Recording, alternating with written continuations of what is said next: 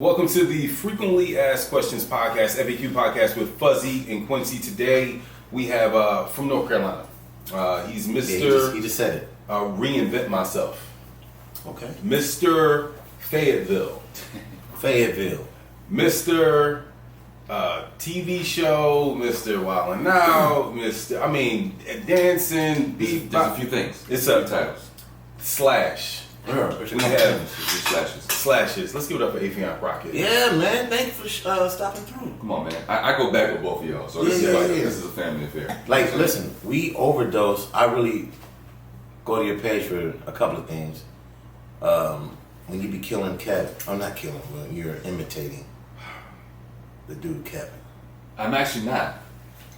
See, that's the myth that we're going to dispel. Okay, well, talk about it. Clear it up, because I think it's hilarious. It's going to be very, very clear. When I do an impression of somebody, I say their name. Like if I'm doing Jay-Z, I will call it this is a Jay-Z parody. Right? Yeah. This is a Chris Brown or Kanye parody. Got it. Chris Rock, right? That dude, I just used the template. What was his name? Hold on. I just used the template of the occupation of a sassy asshole therapist to implement a character that I've been doing for 10 years named Fontaine. So if you watch my stand-up special, Mirror to Society, Fontaine is a whole segment in the joint. And even when I was doing I did a show like 10 years ago, Fontaine had a fashion he was a fashion consultant. So I just gave him the framework of the asshole sassy therapist, but it's not that guy. Okay.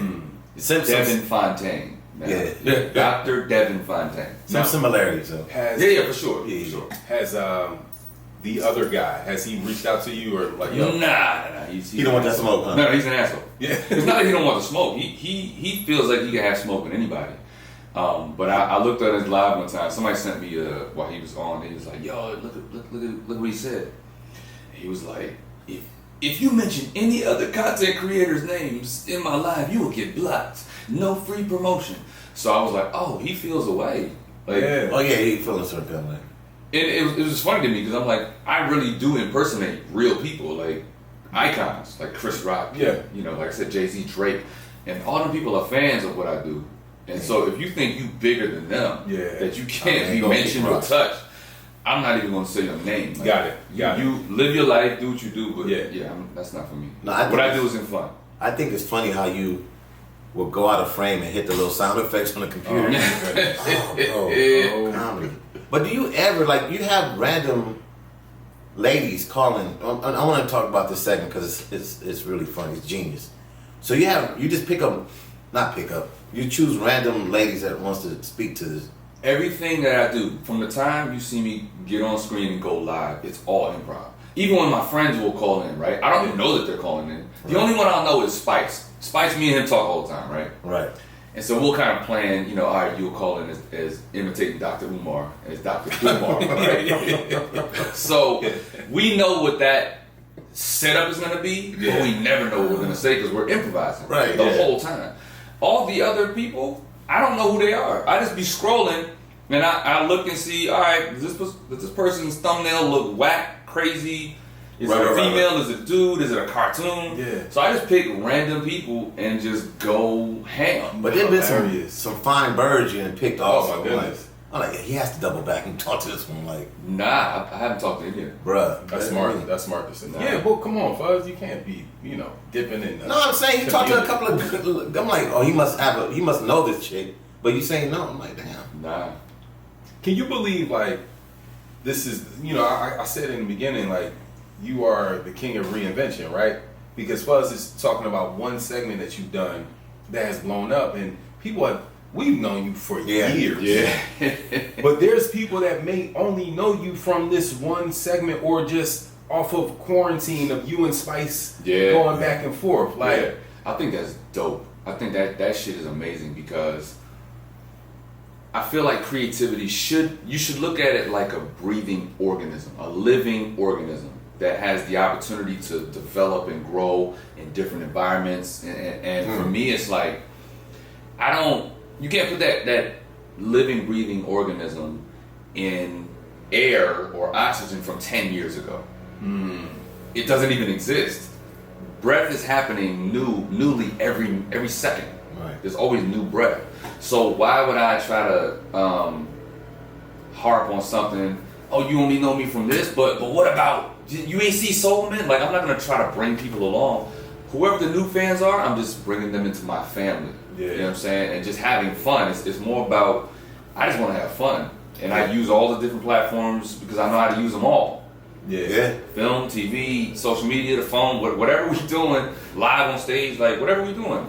Yeah. I just love to entertain and like I said, keep it fresh, keep it like a living, breathing organism. You just said some key earlier that I don't know if people really catch that. It's a lot of improv, and there's an art to improv. Do you feel like you can be?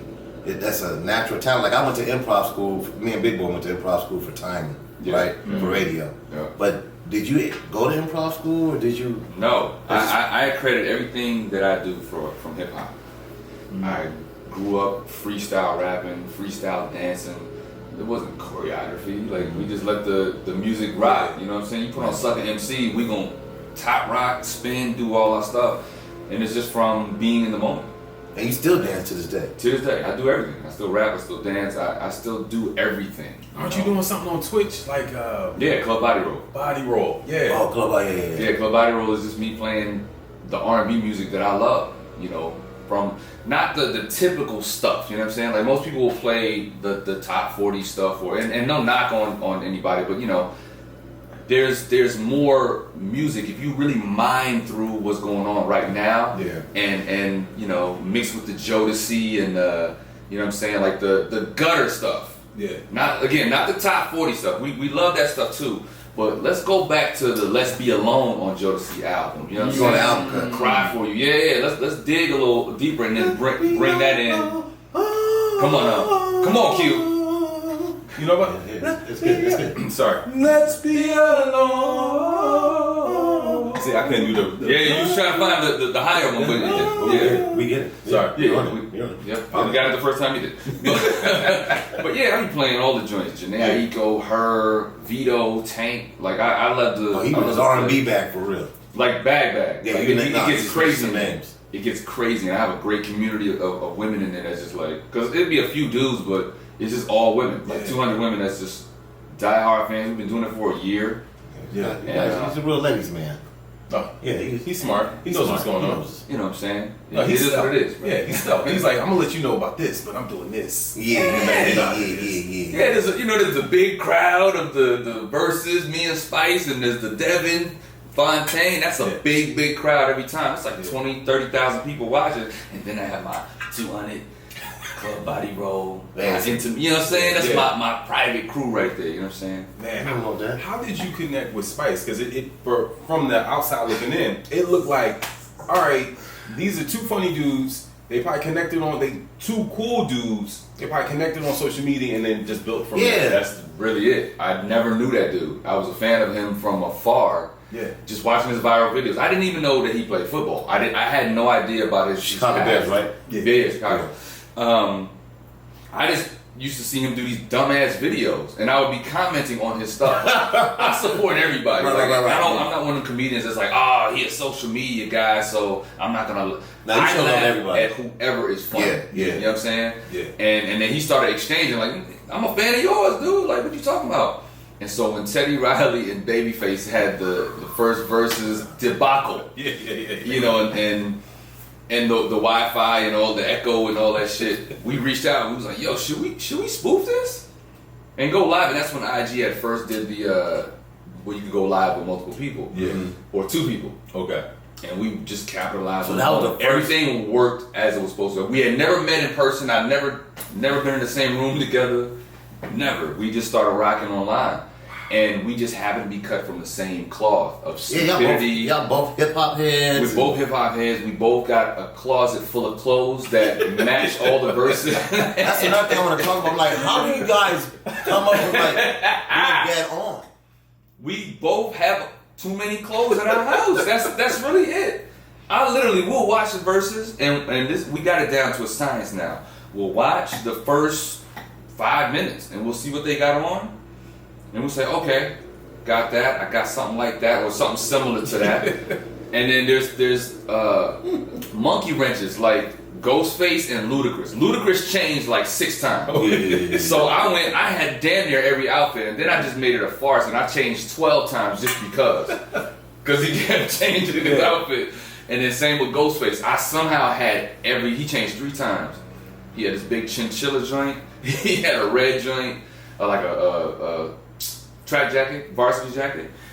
But I just happened to have all the shit in my house. That's fun. And I did all the changes. And everybody's like, how the fuck? Yeah. And when y'all don't want to spoof the artist, y'all just go into Timberland and Swizz. Yeah, mostly when they do the females. Right. Yeah, we will do Tim and Swizz, which is great because I look like Swizz, he looked like Timberland, so we just... Can I tell you Zone. Yeah, no. Can I tell you my one moment I played back over and over again? When you was doing Swizz, you were like, I'm going to fuck my wife! Bro! You said that too. Oh my God. I thought that was... I sent it to everybody. Yeah. I was damn like 50 Kenny people. Burns, you... It was a bunch of people that... Because I just set it off the dome. He was like, yo, what you about to do after this, Swizz? I don't know. I'm so happy I'm gonna go fuck my wife. I lost it.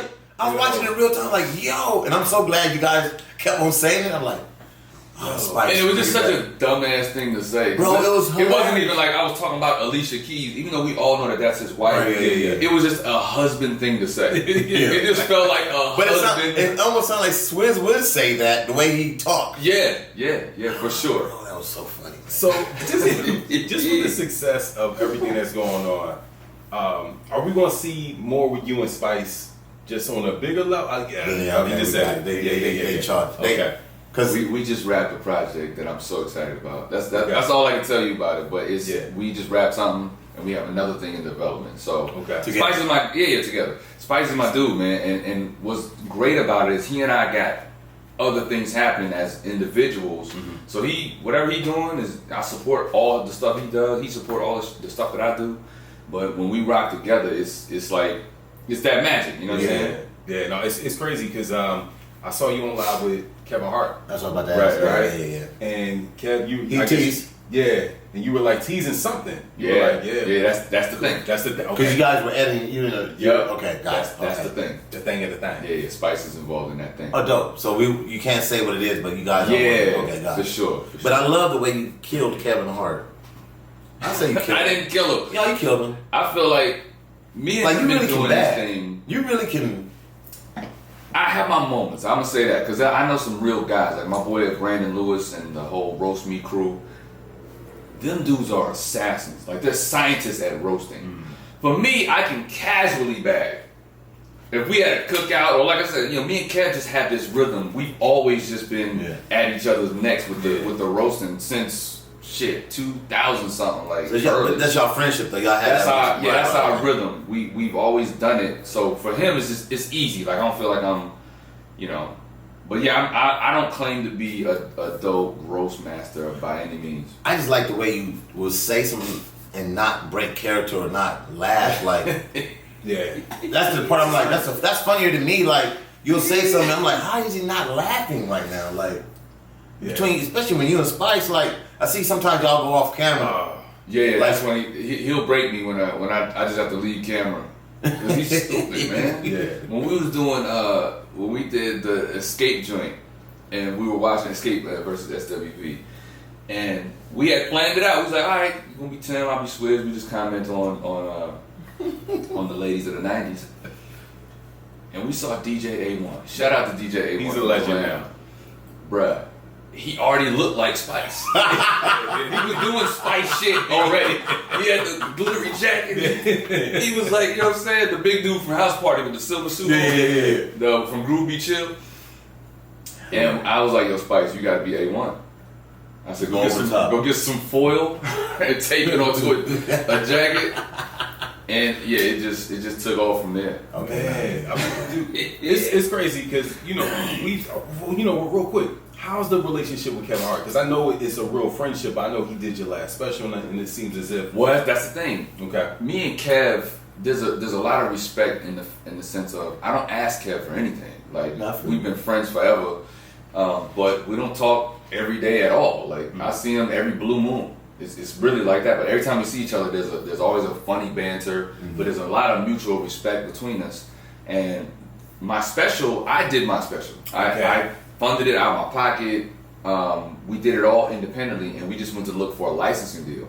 So we went to different networks, but again, because of that video going viral on Mother's Day last year during the pandemic, and me and him roasting each other, it just made sense for me and him to talk about What you doing? other stuff. Yeah. And just really, teaming up. And he has a network, so I was like, yo, why don't we just rock out with you? And the rollout was amazing. Like it wasn't just like being on one big network and they play your stuff like 5 times and then, you know what I'm saying, it just goes on demand or something. It was more like LOL is syndicated in different platforms. So you could get my joint on, you hear it on Pandora, Sirius XM, NBC, Peacock, Pluto, Tubi, Zumo. It was everywhere. So it was a dope play. Nice, dope. Nice. No, that's Great dope to see. I mean, dude, you're from Fayetteville, North Carolina. Fayetteville, North Carolina. 2-6. What up? It's you. It's J. Cole. Yeah, we gotta put J. Cole first because he put the city on the biggest of all of us from. Yeah. So is J. Cole, is Moray. Yeah, I just found out about Moray. I didn't really, you know what I'm saying? I'm just learning about him, and he's dope. He's dope. My boy Rain 910, D. Smith, one in the NBA, Dennis Smith. Am I saying his name right? Yeah, Dennis Smith. Yeah. Carl Jones from the Boondocks. That's me and him went to high school together. That's my guy. Really? Yeah. Carl Jones, Dennis White. Me, him, and Carl. We all were friends in high school. Still friends to this day. We out here. I feel like I'm forgetting somebody. Is Ryan Davis from there? He's from Charlotte, I believe. Okay. I believe he's from Charlotte. Okay. But yeah, Carolina, man. Little brother from Durham, Ninth Wonder, Rhapsody. Like we got a nice. The baby, he from Charlotte, I think. Yeah. Jodeci from Charlotte. Nice. Carolina's doing some things. Every time I talk to Knight, he always show me how cheap the houses are out there in our property. Like, it's really nice out there. It's cool. For me, I like, did it as a kid. So yeah, I shouldn't live there, Right. I get it. It's a different. Would you retire there though? No. He said No. It's not for me. Yeah. The Carolinas, you know what I'm saying? Like, I love my hometown, but I just needed a change. The same way when me and you were talking when I first got here. Sometimes you just need a change. And hometown love is great, and it's great to visit, but I just need a change. And I don't have the happiest memories there. You know what I'm saying? Got it. There's a lot of family stuff and a lot of, just stuff that I'm like, all right. I got it. Yep. Let's go back to early Affion. I'm glad that you post. It seems like I'm stalking this page, but I always like the shit he posts, right? You always the dancing. Go back to your hip hop. Like you done Apollo. What was the name of the Twin Flex. Shout out to my boys Johnny and John A, the twins. Twin Flex. We got on Apollo in '92. That's what I'm saying. I just want to show how long you've been doing this. Fayetteville, North Carolina. Were you in high school or? Yeah, just about to graduate, I think. Yeah. Y'all got on the Apollo and they had a routine. How many times did you do the Apollo? Just once. Just once. Okay. Yeah. Now, and you show that clip. I'm glad you always go back to it because I'm like, always. Because in the conversation of reinvention, the other thing I've learned is that on social media, everyone doesn't see your content right away. The algorithm has it to where it's less than 1%. Yeah, so I know that it might be, even though most of us have seen it, it's a chance for new people to see it every time I repost something. So I'm always reposting things. But yeah, I had to go back to that Apollo moment. For the people that don't know, I really been doing this for a long time, and there's a lot of people that I'm sure y'all get asked the question too. How do you make it? How do you? Yeah. We all get asked these questions because they see you doing anything that's relevant to having visibility. People want to know how to do it. Right. You got to work your fucking ass off. Yeah. Non-stop. A lot of those. Like we all got 10,000 hours plus in everything that we're doing. For sure. And the fruits of our labor, we're seeing it, finally. Yeah. And it may not come when you want it, it may not come in the amount that you want, but we're seeing it. It's about consistency and hard work and just believing in yourself. So I post that clip to show that young kid, that young Affion, who was nervous as hell, talking to Steve Harvey, who he was just starting out. Right. You know what I'm saying? So to see these two journeys go, from that moment, it's like you gotta go back to that. But how did you go from dancing and did you start acting? Or did acting? Comedy Jam. So Def Comedy Jam was the one show that showed me myself in different ways. I'm a child of hip hop, so to The watch audience a reflected show, what we were and all that. yeah, because I used to watch all the other comedy shows, like Evening at the Improv with Bud Friedman, and you know what I'm saying, like, but that was white people. It was for them. They would be on stage in blazers and, you know what I mean, with the little tweed Oxford patches on their elbow. But I never Couldn't relate to that. I couldn't relate to that. And then outside of that, it was Eddie Murphy, who was a fucking rock star and my favorite. But I didn't think I could be doing what he's doing. I just was a huge fan. So I never identified with I can be an entertainer too until Def Comedy Jam came around. And I saw the dancers at the end. Yeah. So that was like, you know, that is a Russell Simmons thing. I was a huge fan of Run DMC and You got the music side of it. all the Def Jam artists, EPMD, Right. and, you know, Public Enemy. So to watch this show, and then Martin Lawrence, who was the biggest comedian at the time, and Crazy. still one of the biggest legends in the game, hosting the fuck out of this show. Everybody's there. Yeah. You see people like Anthony Mason in the audience, rest in peace. Everybody's in the Chuck D and Flavor Rosie Flav, Perez. Perez. Everybody is in this hot spot of a place, and then all these dope comedians that's introduced, from Bill Bellamy, Chris Tucker, Bernie Mac. So I'm seeing all of this. I was always pretty decent at doing voices and making people laugh with that. Like, I never was really the funniest guy around, but I was creative, and my creativity made people laugh. And so I was like, man, I've been dancing all my life. I made it to Apollo. Why don't I try to put some of these characters together with my physical dance comedy? So literally, when you see my Def Comedy Jam set, I'm dancing and doing voices. That's the whole set. So but how did you even get to that part where they picked you to be on? Oh, Bob Sumner. Bob Sumner is the Legendary. talent scout. Yeah, Legendary Bob Sumner. Yeah. Legend. Bob Sumner discovered everybody. So did you have to go to New York and like, all right, I'm trying out? No, for Bob went to every club around the nation. So he came to the Comedy Zone in Charlotte. What? He came. And you were already doing your stand-up then? No, I was I had just started doing stand up. Like, I was 3 months in. Wait. You trying to tell me you were doing comedy for a couple of months, then you got picked to do I had my first audition. So literally it happened within about a year. That's still It's very early. I'm not even gonna front. Oh, I know the comedians were hating on you. Some still do, you know. But look. Well, your brand fit Def Comedy Jam. Like, Exactly. Let me just look at the camera real quick. Let me talk my shit. Talk. Y'all like to hate and say I cut corners and I'm just an internet comedian, or he's just a dancer, or he just uses voices. Oh, pull up on me. Pull up on I me. dare you. I'm not going anywhere. I'm not going anywhere. I'm getting older, but I'm looking younger. Like Benjamin Button. I'm very flexible. I do yoga. I'm gonna be here for a long time. Your martial arts? I do everything. Yeah. I'm Bruce Lee in the flesh. I'm just bullshit. But it's the truth though. Talk to No, me. I have fun, man. And there's a lot of there are a lot of angry people. And so even back then when I got chosen with Def Comedy Jam, yeah, some of the local guys was like, yo, yeah, that should have been me. Well, why wasn't it you? All right, well, audition again and go book the next season. So did that push you when you did Def Comedy? Did it push you to like, man, I'm on TV now, I'm starting to get some calls from people, or did things start opening up more for you? Yeah, for sure. I mean, Def Comedy Jam is the reason I'm an entertainer to this day. It was that one thing that you know, it was God saying, yeah, you made the right choice, follow your dream, follow your purpose, and it just showed me. I mean, being in that theater in New York, literally with everyone from Black entertainment. Yeah. I'm in that joint, Queen Latifah's over here. And it was like, you know, no one was like securityed up. Everybody was like chill. Everybody knew, you know, Anthony Brown, Sid the Entertainer, Jamie Foxx, Russell Simmons, Leo Cohen. Like, it was just so many different worlds of music and comedy, legends, icons, actors, and it was crazy. So I was like, me stand up nights, back then I used to write in a notebook. Me writing these little jokes, scribbling these characters and these scenarios and these stories, doing that got me in this room with these people. Crazy, man. I made the right choice, Dude. So all right. I'm tripping right now. Like, You have the only to. reason I say that because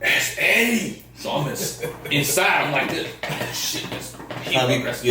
Inside, but trying to be cool on the outside. Trying to be cool. And then I was like, hey, what's up? I know your brother. And he gives me this weird, this weird ass handshake. And he was like, yeah, whatever, nigga. I'm trying to get some cut. Fuck out of here. So that was my first time meeting him, and then I got invited to. He used to do fight parties at his house. Because his brother's in the fight, like his nephew, his nephew, Randy. But no, they're all a fight family. Yes, martial arts, boxing, like they all love to fight. So he used to do these fight parties, and then he saw me by the screening room. And then his energy was different. I think it was, he's more festive or whatever. He's like, hey, man, what's up, man? Yeah, man, you funny cat, man. He did all of that. Yeah. But, yeah, it was like... But you got invited to his house. I got invited. That's a big deal, bro. Like, all right, so was this the same house from Comedians in Cars Getting Coffee? Yeah. All right, so, because... I love that All right, show. if y'all seen the show, it's Jerry Seinfeld, he talks to different comedians, he picks them up in his car. On the scene... You see Eddie's house, but like you see like a pillar. It just looked really wealthy. So I'm like I'm looking around the camera trying to see how massive this house was. It's ridiculous. Yeah. Don't even try to imagine it. Okay. Cute. All right, so my ridiculous only person is Dr. Dre's house. That's big homie. Oh yeah, Yeah, we got to talk about that. Big homie. That's my brother. I just spoke to him. Yeah. Yeah. All right, so Eddie Murphy out. You walk in and you're like, they make homes like this? There's no way to really wrap your brain around it. There's no way to normalize that because your brain is thinking about so many things. Like you thinking about when he did James Brown in the hot tub. You thinking about Coming to America. Like you thinking about all this heroic shit while you're in this castle. He did castle. It's like I feel you. You're like, okay, we see where this pays off. You just want to go home after a while. You're like, nigga, I can't. This opulence is making me dizzy. But doesn't it give you fuel like, I gotta get here? This gives me... Not necessarily. And I'm going to tell you why I say that. Why is that? I try not to measure my success by what someone else has, right? Mm-hmm. Now, it does fuel me to be the best Affion I can be. Yeah. But if I use him as a benchmark and never get there, I don't want to feel like I failed because of that. Whatever, yeah, I feel you. So for me, I'm content with whatever success I get because I'm successful already and I'm always striving for more. Yeah. But definitely fuel, but not necessarily I need this. Right. You know but you would take it if it comes your way. Maybe. Yeah. Because that shit is a lot. Unless you bagging like him, that's a lot of expense. That's a lot of upkeep. That's overhead. Yeah. So it's like, maybe. Yeah. I knew Dre had money. Let me tell you, Dre's my guy. One time he had a house in Hollywood Hills and he kept the pool warm. It's enough to heat. And I understand what that bill is. Like people, usually people are family like, we're going to turn the pool heater off because we're not. He said, no, I just want to keep it always warm just in case somebody wants to get in the pool. Sheesh. What? You're not even at this house. Yeah. Just because. The home. Just because. No, just because. And to that point, like, we've seen you in the studio. With Dre, yeah. What are you working on? Music?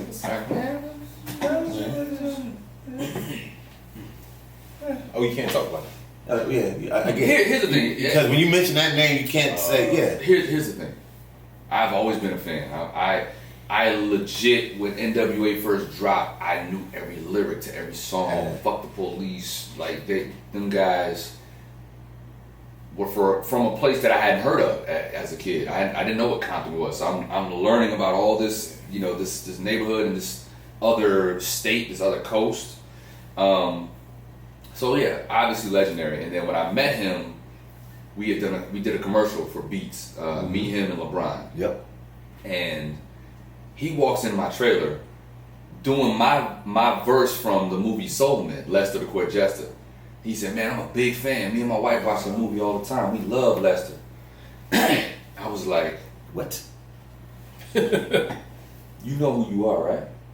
You're Dr. fucking Dre. Yeah. NWA, like legendary Dr. Dre. And so fast forward to, and I had seen him off and on since then, and he always showed me love. Like always just very humble. Yeah, super. One time he called me out the blue. He was like, "Nah, I changed my number. I want to make sure you had it. I want to make sure you know I ain't on no corny shit. Like I'm really, we cool." That's him. And so fast forward, we had lost contact again, and then Focus, my boy Focus, another brother of mine, he was like, "Yo, I want to get you back in the lab with Doc," and yeah, so went over there, and I want to be clear, like Dr. Dre has never come to me and was like, "Yo, don't say this and don't say that." It's just customary that I just don't talk a lot about I don't talk about my business. Of course, like that. no, we get it. You know what I'm saying? Yeah. So, but that's a relationship you gotta. Yeah. Same with me. Yeah, but it's big homie. You already know. It's big homie. I got the utmost respect for him. Good, bad, indifferent. Like he's a human being. He goes through shit. I go through shit. You go through shit. And it's like, I just. But you're in a creative space over there, so that's a good thing. When I saw you over there, I know how Dre is. He's always creating. He's always working on something. So it may not be anything particular, but you're in the right setting too. Nah, I was over there learning. That's the part I want to get to everybody. Fly on the wall. You know what I'm saying? It's definitely a school of experience over there. Yeah, and I'm a writer too, so I was able to pen a few things, but experimental. I ain't saying nothing like coming out, but it was a good master class of how to really create, and that motherfucker is a genius. Can you imagine? I mean, it's your life. I mean, you just said a lot of names, right? Like I was in Eddie Murphy's house. I'm doing this. I got my special, and it's from Fayetteville, right? Yeah. Like it's from this small town. There's a pinch. Right. Like, often. How long have you been in LA? Like how long has 23 years. Wow. I thought he was from LA. That's how long he's been. Yeah. I've known Fuzz pretty much since I got here. Maybe I met you in like 2003, 4-ish, maybe. Yeah. It's a blessing, Q. You know what I'm saying? Because we all got names that we can, and we've been around different circles or whatever. But to look up and say, man, I'm just a kid from Fayetteville, North Carolina. That's crazy. I'm just an Army brat. My dad was 82nd Airborne, Fort Bragg. We grew up in Germany. My mom was in Germany. Yeah. How crazy was that? It was amazing. Germany was amazing. And it's like, if you understand military communities, there's army bases in different cities and around the world, but in Germany specifically, Shaq grew up over there, J. Cole grew up over there, like we all military families, right? So I spent 9 years over there with other American families, and I saw Run DMC and the Beastie Boys over there, first concert. I saw Michael Jackson over there. What age are you at? Bad. 88. What, man? Michael Jackson in Germany. Greatest show in the world. I've never seen anybody do anything close to that. What part of Germany were you in? Different cities. We used to bounce around. Hamburg, Kaiserslautern, Nuremberg, Sembach Air Base. Like we hit different spots. But hip hop was going on. You just hip hop was fresh. It was brand new. So we was getting all my cousins from New York would send us all the mixtapes. So we had all the that's the problem. Get to like he had to be like the Ron G tapes and all that. Yeah, early stuff, man. So yeah, we was getting early music and early videotapes of b-boying. That's how we started b-boying. We saw videos of it. Me and my brother. We saw a video of dudes spinning on their back and windmilling and shit, and we was like, oh, we gotta do this.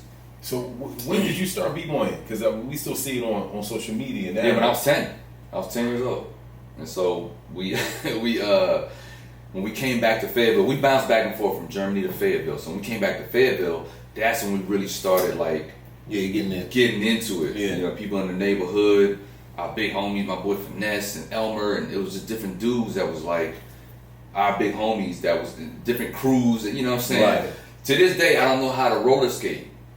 Because when we would go to the roller skating rink in Fayetteville, that's when b-boying and battling was a thing. So all the b-boy crews was in the corner outside the ring getting it, battling. It was nothing but ciphers, battling, or one big cipher. And everybody else was roller skating. Everybody else roller skating. And then every now and then they would all roll over to the wall and see the battle, because there was crews that was like from one part of town and another part of town, and everybody knew, yo, so-and-so gonna battle so-and-so, and they got beef, and it'd be the thing. So I was always just dancing. Never Never put on skates. But be at the skating rink. Be at the skating rink because DJ. Yeah. So the DJ was DJing for everybody else skating. He was playing all the shit though. Yeah. He was playing Nucleus and Jam On It and Sucker MC. So when you hear those songs today, does that still like it moves you? Like I feel like that's why I'm saying music is a soundtrack for me. Like it is. I know certain things I can put on and change my whole mood. And it puts you where it puts you right were. back. Yes, absolutely. Like you hear the show. 100%. Lottie Dottie. Yeah. It's like you can just kick back and just remember where you was at. Have you ever battle or b-boy with somebody that was like legendary? Like, yo, I can check that off my list. Oh yeah, Crazy Legs and Ken Swift. Yeah, it's legendary. I've ciphered with them before. Wow. 2 Rocksteady crew members. You know what I'm saying? Like, and on the poppin' side, Poppin' Pete, Taco. I've ciphered with them before. West Coast legends. Skeeter Rabbit, rest in peace. Greg Campbell Locke Jr. taught me how to lock when I moved to LA. Really? One of the original lockers, yeah. Damn. Don Campbell, I've ciphered with Don Campbell. He saying some real Shabba names. Dude. We've been in the same. He showed me some wrist rolls when we was in a dance studio before in a jam session. Huh? And it all made sense when he did it. It all made sense.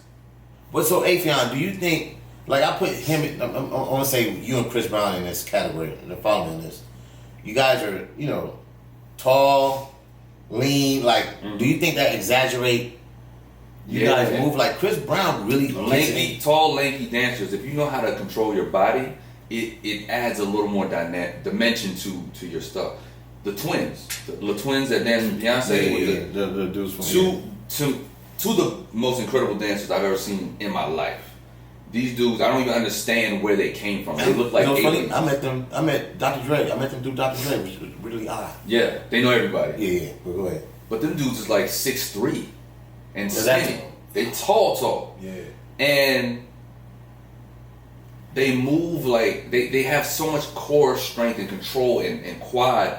It's ridiculous. Chris Brown too. Me and Chris are about the same height. He's incredible. Yeah.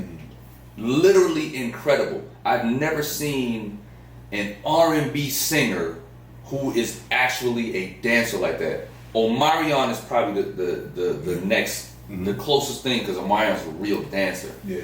No knock to Usher. Usher he's a taught dancer. He can dance, but he's not Chris. It's a difference.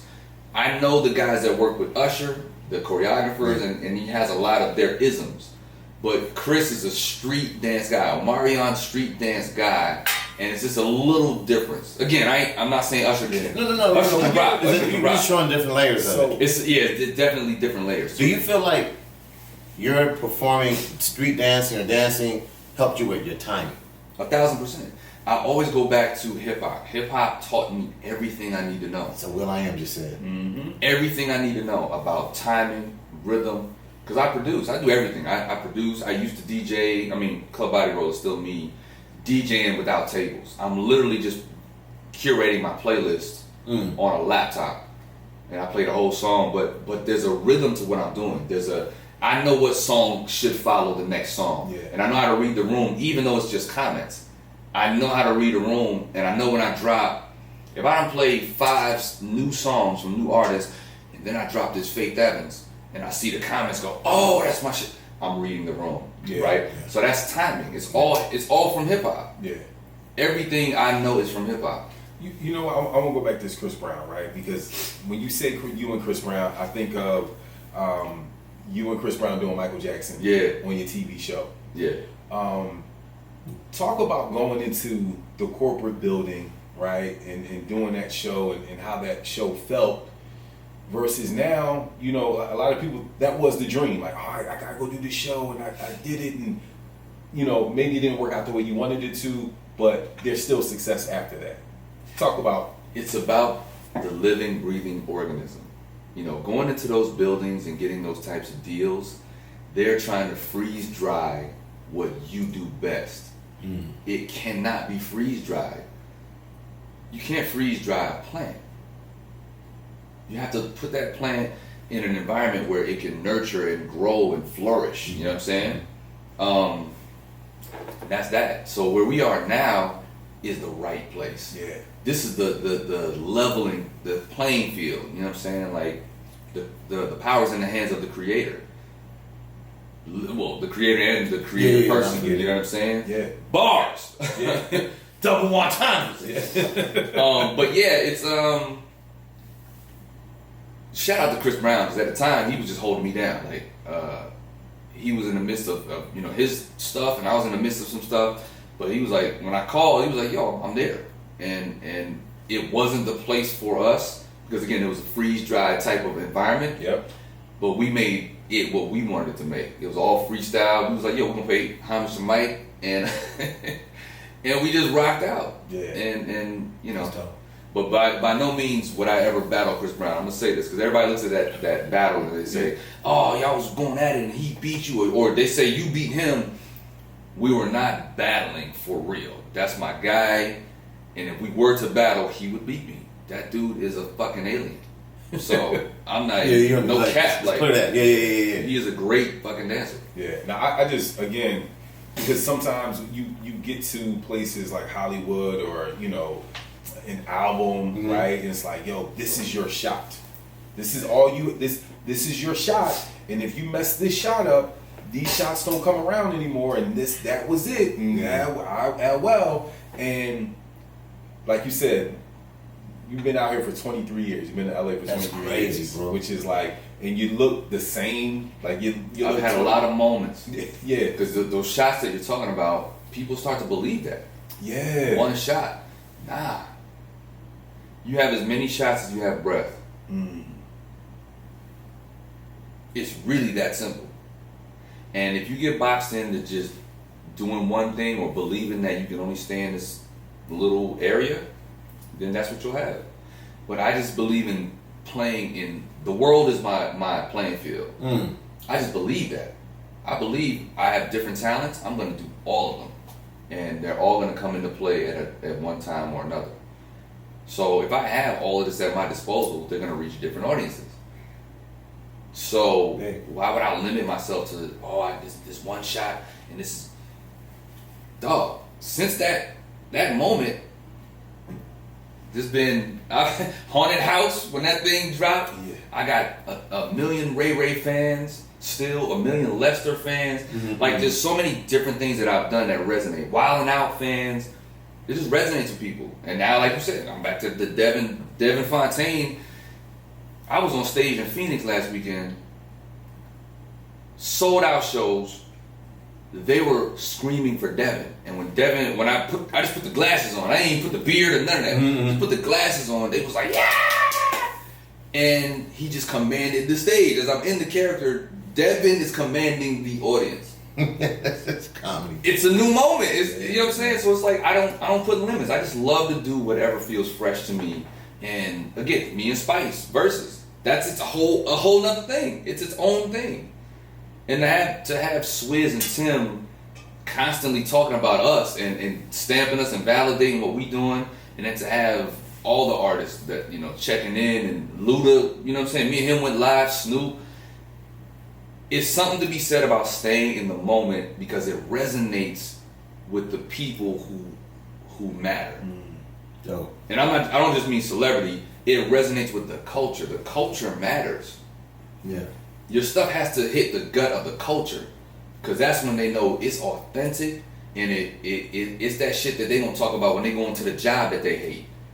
They'll think about what you did and be like, yo, that dude is ill. Like, dude changed my day that day. You know what I'm saying? Made me smile, made me laugh, or made me dance, or whatever that was. You know what I'm saying? Yeah. So we're about to let's talk. We haven't even touched about the impersonations. Oh man. Like, how do you?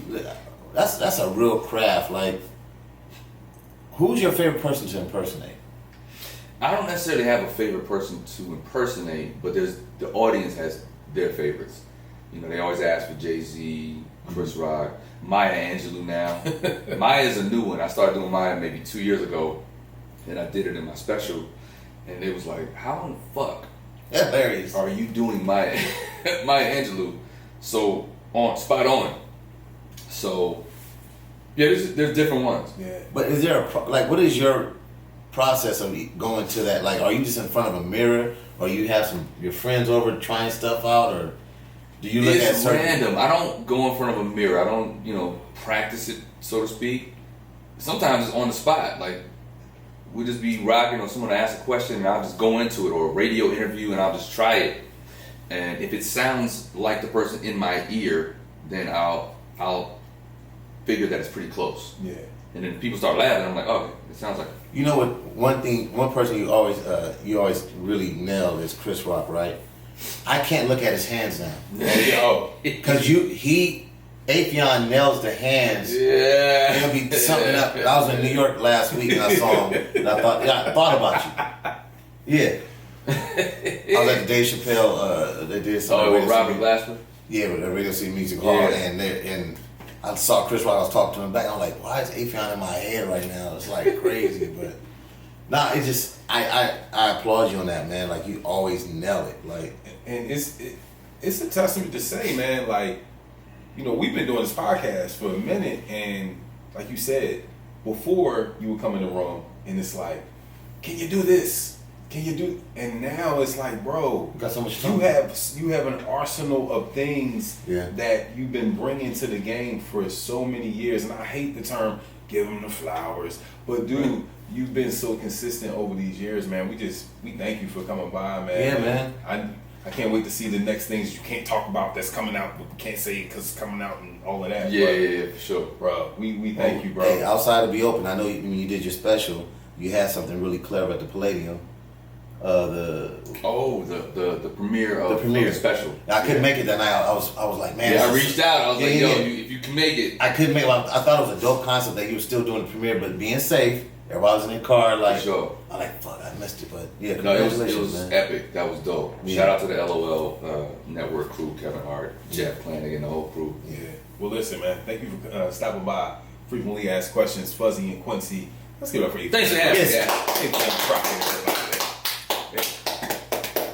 How you do the? Oh. That's it. Come on, man. God.